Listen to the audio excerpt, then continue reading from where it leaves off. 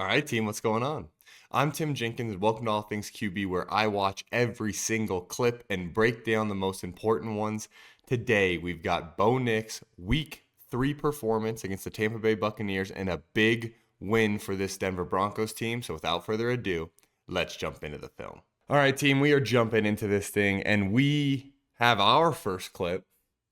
Just so happens to also be the first clip of this game, which is beautiful. We are coming out of the gate. We are aggressive with our play calls. Our quarterback is hunting with the football. This is exactly what you want to see in your opening script. What are they calling, right? What are they calling out of the gate? They're calling, we've got double takeoffs. So we've got double goes here. And then we've got a little crosser. Okay? Think of it as like a post, like a crosser. All right? And all he's doing is Bo is seeing this backside. We've got one-on-one isolated coverage. You've got your single safety, and he's saying, hey, I'm taking my matchup. 2-3, hitch, ball. Look at that back shoulder dime. Great catch by Sutton, too. I just think really good job. Hey, I've got my matchup. I've got my guy I'm most comfortable with. My X is backside one-on-one. I'm going to go ahead and I'm going to use his big body, right? I'm going to throw this thing as a back shoulder. I'm going to use his big body to our advantage. And then Sutton does a great job. Gosh, that's awesome. Okay. And we've got another angle for you guys. We've got a little backside angle on this one. I've got 3 clips for you guys where we've got the backside angle. 2-3, hitch, ball. Yeah. Look at how clean this pocket is, too. Beautifully clean pocket. Great little toe tap on the sideline.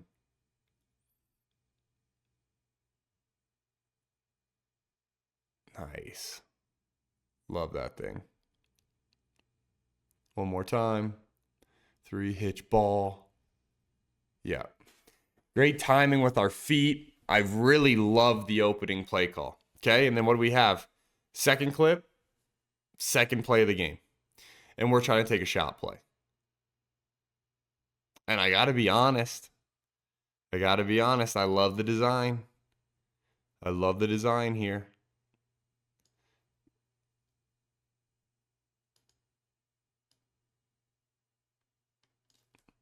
Motion this guy across. Little fake here. We've got the home run deep post here. Other people call it a stick at 8. I call it a stick at 8. We got a little in and out here, making it look like we're running that deep over for the samurai concept. Instead, we're going to pull that thing out. I do want to say, so here you go. Boom, Bo sets his feet and he's peeking this thing, right? I see what he sees, which is this safety's about to turn and take off. So knowing that that's what he sees, I would love for him to be an immediate reset and drive this thing. Because I think he can fit this thing in there. Boom, put that thing right on him. Obviously, do I think that there's a shot that he can get this stick at 8 post? When I watch it in full speed, of course I feel like, man, if he were to throw this thing, that's a hard play for him to make. Retreating. But these are those ones where it's like when you're sitting and you're looking back at the tape, it's really hard to say, hey, I think you had that. The quarterback has to feel like he's got it, right? The quarterback's got to feel like, man, I've got this deep one. I can hunt with the football. So it's really hard when you're sitting back and watching. It's like, hey, as long as your eyes were in the right spot and it's like, are you peeking this thing, which he is, you kind of got to trust that he on the field felt like, hey, man, I can't get there. What I do think is that I don't think we peak. I think we go from the stick at 8 post down to our back, and I think we need to go from our stick at 8 post to that fake deep over out, because I think we had the fake deep over out. You see how his eyes, to me, it feels like he goes from that post to his check down. I'd love to see us rip that fake deep over, boom, the pull out. With all that being said, getting to our check down, getting a 6-yard gain is never going to be a bad thing in the NFL.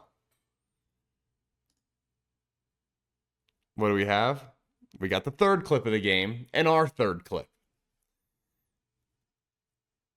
Third clip of the game.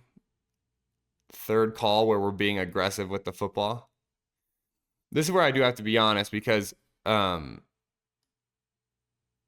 know like the next gen stats right now, everybody's really big on the next gen stats of, yesterday I said, hey, I think it's incredible how good the Broncos can be when you stop just throwing like neutered quick game, which I think if you were to look at the film of the last two games going into week 3 right now, I don't think we saw a single call that sniffs what we just saw as our openers, our first two clips. I don't think we saw a single call in the first half of those games without it being a, hey, we've got the ball with, 80 seconds left and we're going to try to go get a field goal. So to me, it's like this was much more aggressive play calling. But if you were to look at the next gen stats, they would say, no, Tim, the air yards. And it's like, okay, so the air yards on Bo Nix's last throw, right? Clip number 2. The air yards were 4 yards.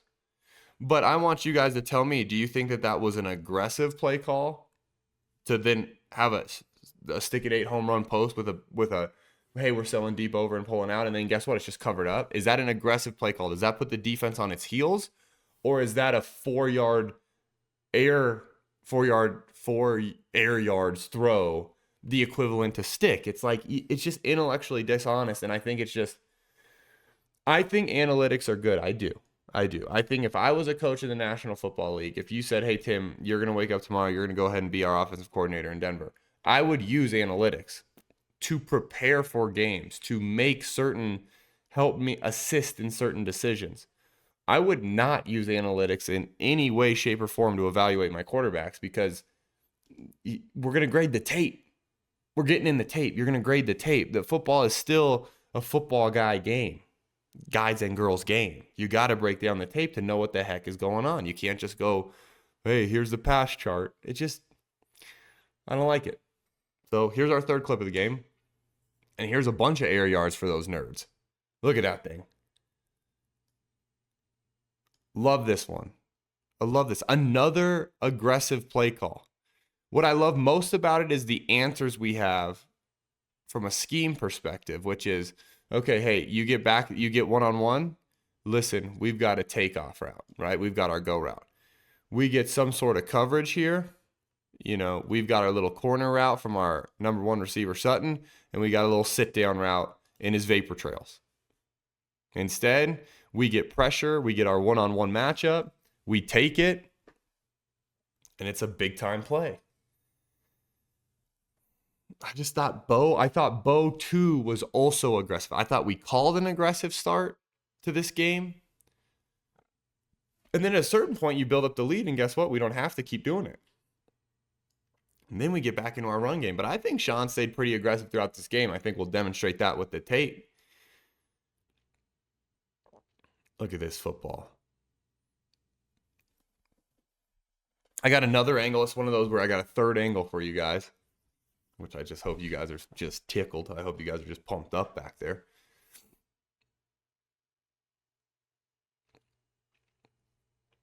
The Broncos protected well, too. Protected well, held up well against the pressure. Golly, man. Long handoffs from a rookie quarterback. Oh, that's pretty. That is pretty. Now we've got ourselves a little empty hitch, which we're going to talk through the design of this and why I think this is just spectacular.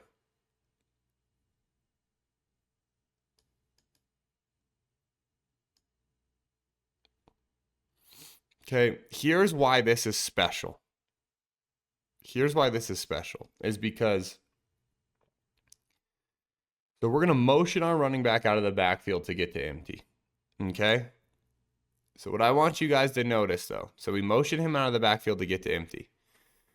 What personnel grouping are the Broncos in here? This is something that I want to talk through.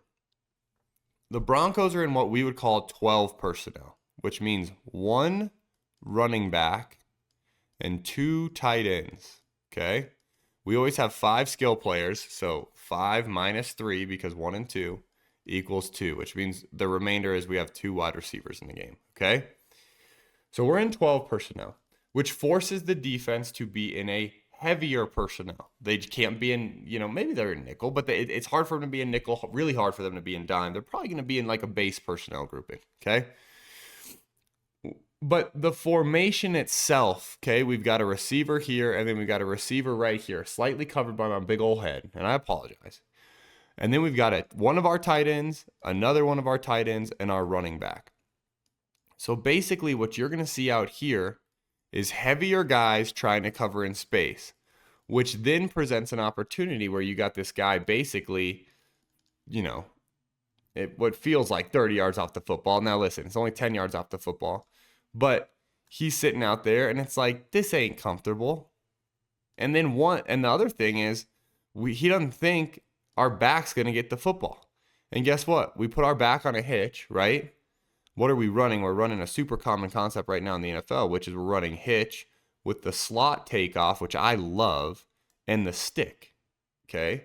So it's like we're getting to these concepts in a very creative way with our personnel groupings, our motion, to now make even our quick game is more dressed up. Our quick game is going to be more effective because it's like, hey, we're going to show you 12 personnel. We're going to run 12 personnel out there. And then we're going to force your hand from a personnel perspective.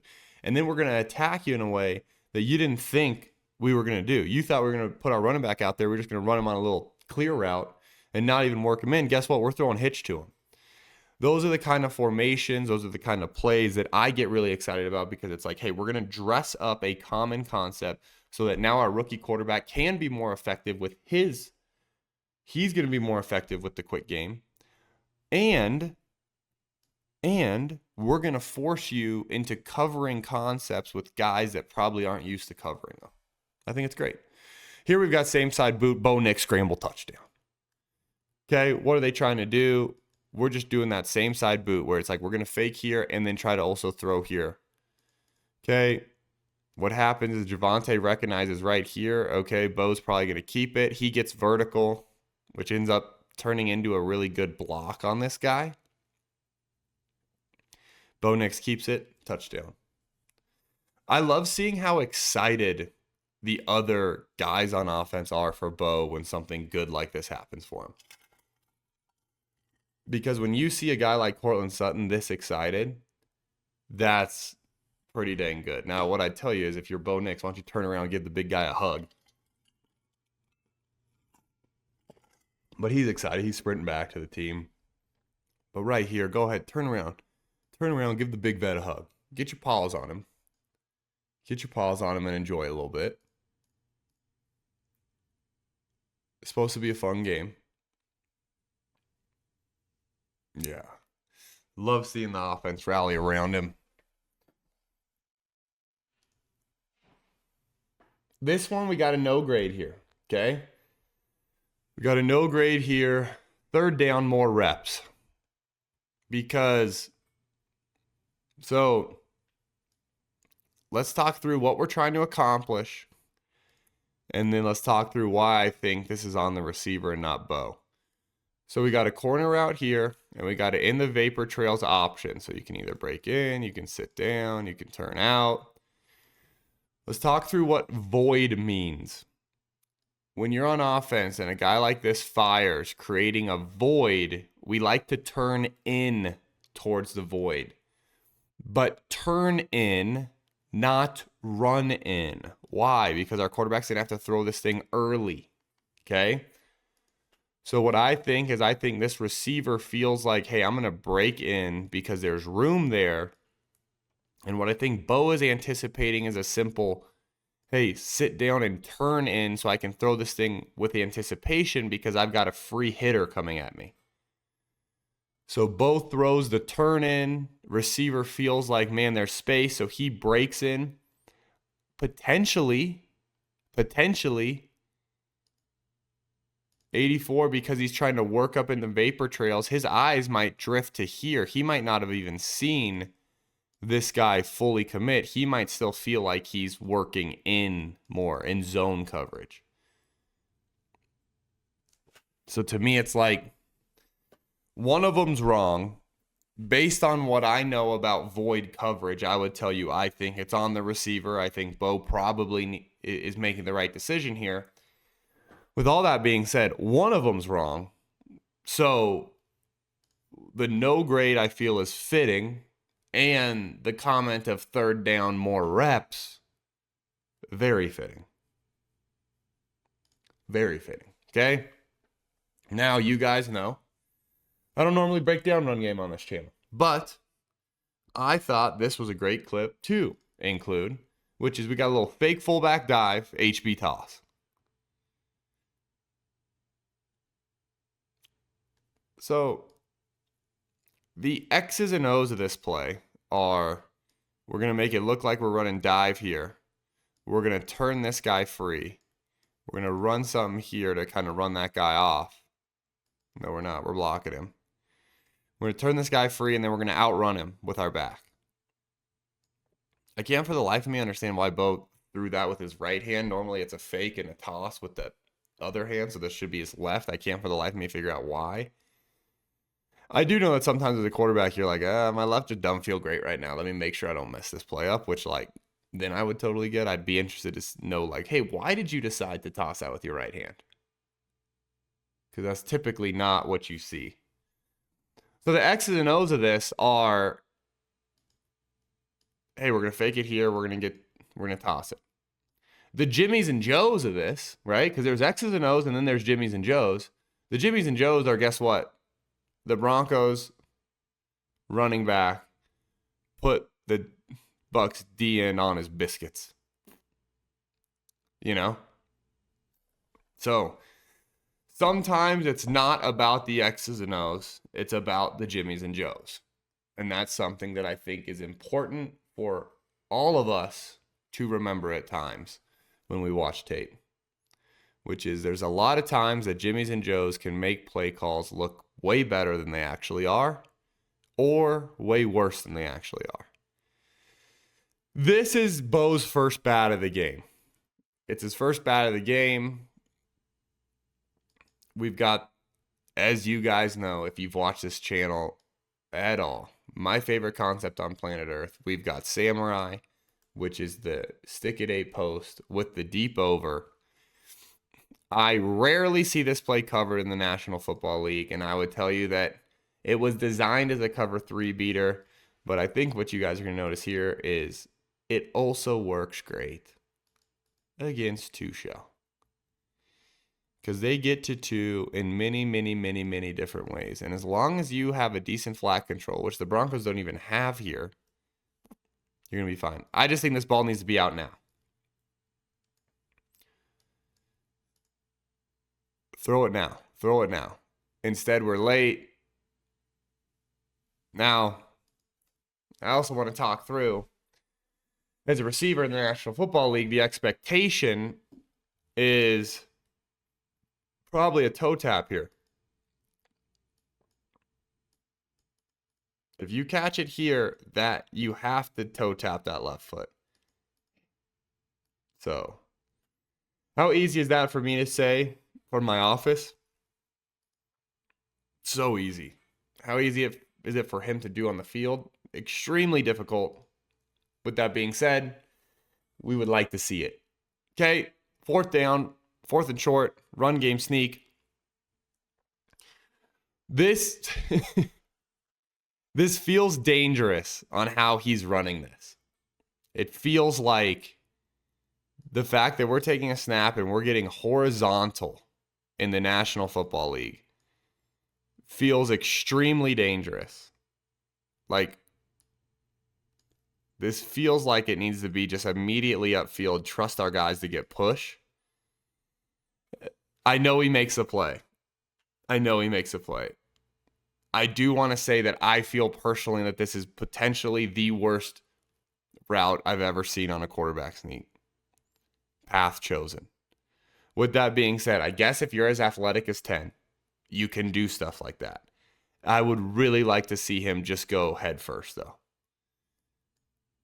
So, I want that on tape, on recording, for when inevitably we do that and we get stopped. I would like to improve that. This is, I'll let it run. This to me is massive growth from the young quarterback and understanding how to attack these teams that are consistently giving him single high coverage. We just got a 6-step, 8-step speed out from our number one receiver.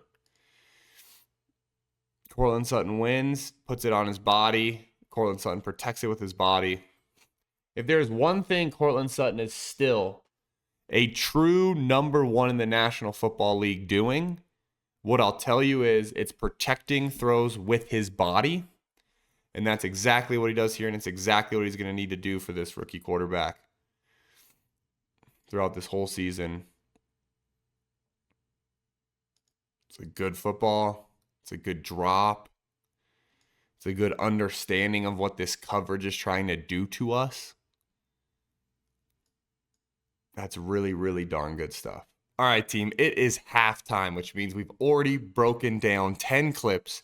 We've got 10 more clips to go, but if you've enjoyed this video so far, please like this video, subscribe to the channel, and then as always, FTA this thing, which means comment for the algorithm. And then you football junkies like me, please jump over to our Patreon account. The link is in the description. We've got more clips, longer breakdowns over there, plus your support means the world to me, and it keeps fueling the growth of this channel. So please jump over there and do that. But that's all I've got for you guys. Let's jump back into the film. Here we've got, unfortunately, another bad. Okay, I love the design. I love the design, and I do think we're grading a little tough here for the rookie. But here's the deal, okay? Pocket is clean. Look, I want you guys to watch the pocket first. Pocket is clean. Ultra clean pocket. We've got time. Okay, we've got places to step up as well if we feel like this run by isn't good enough, okay? And this concept is one of those that we've got to hang on because we're faking like we're throwing this screen out here. We've got a little bang post here and then our wheel, and we're trying to sneak this wheel in there. And if he just keeps his eyes concept side for a split second longer, he is throwing this thing in the back pylon for his first NFL touchdown pass. Instead, unfortunately, we get off the concept and then we start scrambling. And then again, when the quarterback leaves the pocket like this, guys, when he starts to evacuate the pocket and he scrambles like he just did, these sorts of holding penalties are not, watch our left tackle, are not always on our linemen. We have to understand that because it's like at times when we scramble, we start moving as a quarterback, it puts these guys in a really tough spot to where it's like he thinks you're in the pocket, right? He thinks you're staying back here. When you start going here and this guy turns, he grabs a little bit because he thinks, hey, it's a spin move or something, right? He doesn't think, oh, my quarterback left the pocket. He doesn't know. There's no headset in his helmet. No one's talking to him during the game, you know? So then you get a grab, and it's just, I would say this one's not on Bulls. I really would. Obviously, it's like, hey, we have our own techniques up front where it's like, don't, latch on, let go, like, but I just personally think, like, keep your eyes concept side. Really give this thing a shot, man. We're in the red zone. We're calling kind of a dickum play. Sorry. But we're calling kind of a play where it's like, man, we got him, right? We're calling a play where it's like, hang on, give it a shot. Throw your first NFL touchdown pass. But listen, if we wouldn't have had a holding penalty here, right? You scramble, it's a first down. You probably feel better about it. But then when you scramble and then you get a holding penalty, and all of a sudden now you're backing up. That's how you get a field goal instead of a touchdown. Okay. I got another bad here. I got back-to-back clips with bad. This one just straight up low. Love the call. Love the decision. Love where his eyes go. So I think there's a lot of things that it's like, when you talk about a rookie quarterback, a lot of stuff you're talking about. You're talking about, hey, how are our feet? Do our eyes get to the right spot? Okay. There's a lot of stuff that goes on. I think he does a great job getting his eyes to the right spot. I do think there's a minor footwork change. Okay. That I think could really clean this thing up. We're going to dive into it because I love this flash action stuff. This flash action stuff is, I think, great in an NFL offense. Okay. What I want you guys to do is I want you guys to count Bo's steps with me. Okay. So it's 1, 2, 3, 4, 5, 6, 7. Slight little reset. Call it a float in the pocket because he feels like he's getting heat. Personally, I think if we're throwing this concept, it's got to be a flash 5, not 7. Because what we want to do is we want to feel on time with our feet, not like maybe potentially Bo feels right now where he's trying to catch up with his feet, which then forces this knee to lock out and him get like way on top of this thing. Picks that back foot up and this ball just dirts. Okay. I think if Bo Nix goes flash 5 there, even flash 5 with a little reset forward, boom, flash 5, little reset forward to really get the momentum going. I think he rips an absolute dime there. And I think it fixes that whole thing.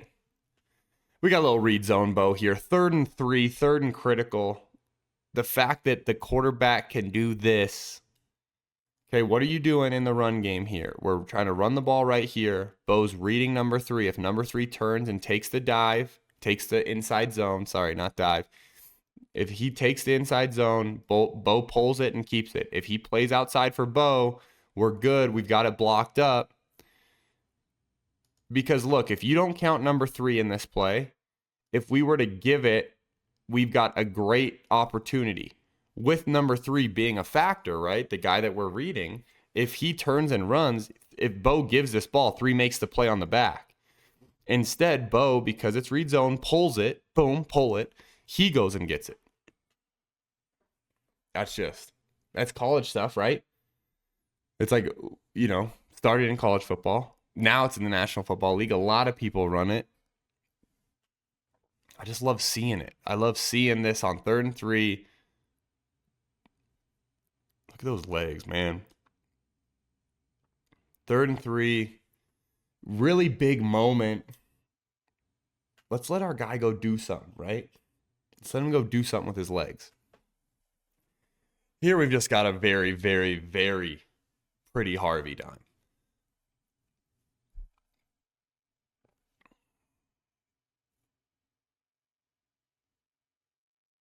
Again,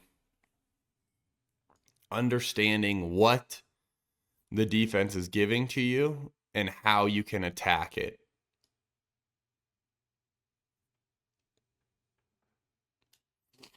What he ends up working on the concept side is we've got this little, you could call it a Harvey. You could also call it a 9 stop if you want. It's probably not deep enough to be a Harvey. Probably truly a 9 stop plus this little bender. 1, 2, 3, 4, 5. Hitch ball. Perfect feet. Great timing. Really good job by Cortland Sutton. Probably not enough air yards. But really, really good stuff from Bo. Look at his eyes here. You guys see that little, how his eyes are forehead frontal for a second, which means how his eyes are right down the middle of the field. First 3 steps of his drop. 1, 2, 3. That's really well done. Great coaching. Hold the integrity of the shell of the defense with your eyes. Locate your target on your last 2. Little reset. Great ball. That's playing quarterback. Here I've got a no grade. Okay, I've got a no grade, but I've got a note with an aggressive ball. So this could have gone down as a bad, but with everything that you've wanted to see from the rookie quarterback, I marked it as a no grade because even though this is not a great decision, I love that we're being aggressive with the football. Okay, so you tell someone to be aggressive with the football and then they're aggressive with the football. I think, let's just go ahead and we're going to get this figured out at some point.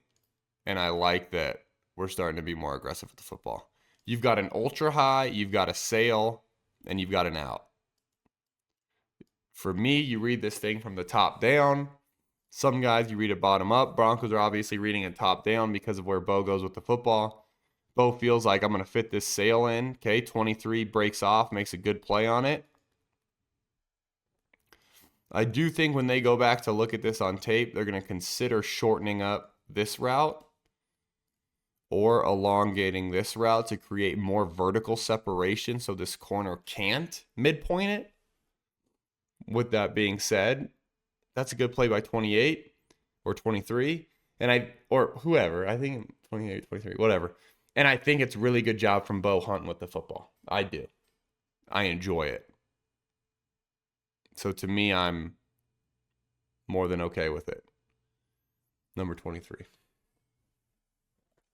This is the biggest moment. Okay, I'm going to let it run, but I want you guys to realize the context of this situation. Okay, we're still in the third quarter. There is still 7 minutes left in this ball game. It is 3rd and 9. The ball is on the Broncos' 7-yard line. They're on their own 7. This is all of a sudden a 2-score game, right? Tampa's starting to come to life a little bit on offense. I wholeheartedly believe if the Bucs get a stop here, the Broncos probably lose this game.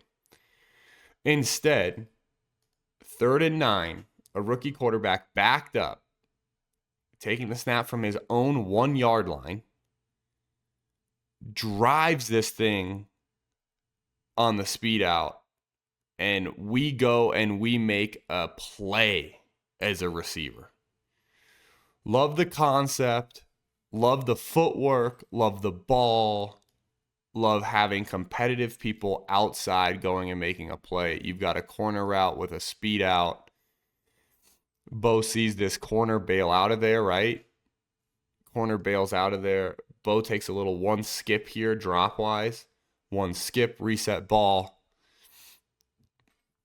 Because the velocity, because he shoots this thing with so much velo and gets it out there quickly, makes it to where then our receiver can cut back and make a play with it. This is a missile. And now, all of a sudden, you've got 2 guys, each about 4 to 5 yards away, which in the NFL ain't much, right? Meaning these guys can close the gap. Receiver makes a cutback, goes and makes a big play, first down. I wholeheartedly think that right there just won the Broncos the game. I think that right there wins them the ball game. Because I think Tampa's offense was finally starting to find a rhythm. And I think it could have quickly gotten away, especially when you're on the road, right? You get the fans into it. It's all of a sudden turns into a big deal. That's great, okay? Here we've got a very similar concept, just dressed up a different way. We're in more of a traditional split with our receivers. We've got a takeoff outside, mandatory outside release vertical probably, and we've got a little out route. First down, guess what? You think you can play tight man against us, and our rookie quarterback is going to deal and put this thing on the outside shoulder and deliver an absolute strike. I think there's a lot of stuff to love about what's going on right here on this tape. Bo Nix appears to be growing up right in front of our eyes on this film review. Because you go back to last week, completely different stuff in my opinion. I also think Sean Payton is giving him a chance to come alive. And I do think we have to be honest about that, which is we didn't technically get that last week that much, okay? I also want to freeze this thing right here for a second. And I know we've watched this clip a couple times, but I want to pause it for one thing for you guys to notice, which is look at this protection. They're bringing 5, and the Broncos are just stonewalling them up front. This one is just enjoyable. I got 3 angles for you. We've got a big time scramble. Eyes in the back of your head. You cannot. I know I said I'll let it run and I'll let it run now, but you cannot coach this. You cannot coach this feel right there. uncoachable. That is an uncoachable trait. Uncoachable trait to be able to feel that. I think from a play design perspective, it's pretty good. I think they're trying to draw up a little shot play here. Okay. I mean, you could make an argument for Courtland Sutton being there with a body up throw if you're not getting pressured. We're getting pressured. Just such a big time play. Such a big time play. Another kind of play where it's like you're backed up, you win the game, right? With a really good decision, a really good football. Now you're in the middle of the field, you also win the game because it's like you're just prolonging this drive. This right here, just uncoachable. Cannot coach that. I got one more angle of it for you guys just because I think it's like so great from this angle to see just like there's no way to know that this guy's here, right? That's just that's awesome, man. That's awesome. Now we got a little quads fade. Everybody I think on planet Earth thinking, all right, Bo Nix first touchdown here. You got one-on-one coverage of Courtland Sutton. This a good throw. I think Courtland's got to squeeze it, honestly. I think Courtland's got to squeeze it. What they've got, Broncos are in quads, right? We got 4 receivers down to this way. You're actually starting to see more quads in the NFL. I actually think it's an interesting thing. We got our X receiver up top, isolated one-on-one. We need to squeeze this boundary. What I mean by that is, watch his release. How he kind of gets pushed wide.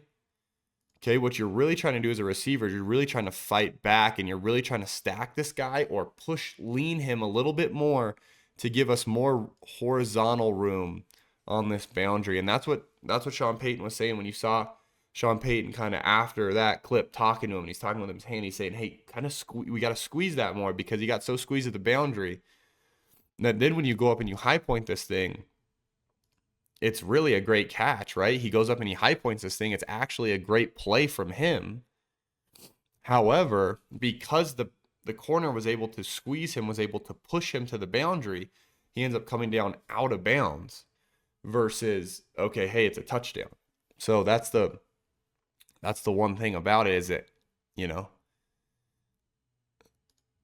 like that, it's, man, a really good throw. Really good throw, really good catch. We're just out of bounds.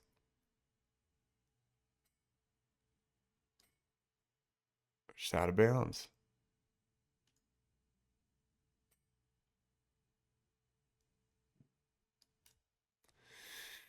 This one I included just because I'm wondering how good that feels as a Broncos fan to see a victory formation and a knee.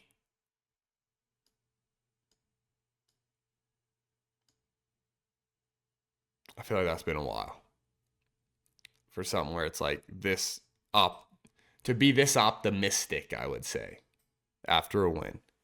Because there were times where it felt like, all right, we won, but not a lot of optimism in the building. I'd tell you that this is probably one of the more optimistic moments. And the first time you guys have seen 10 do that in a Broncos uniform. So,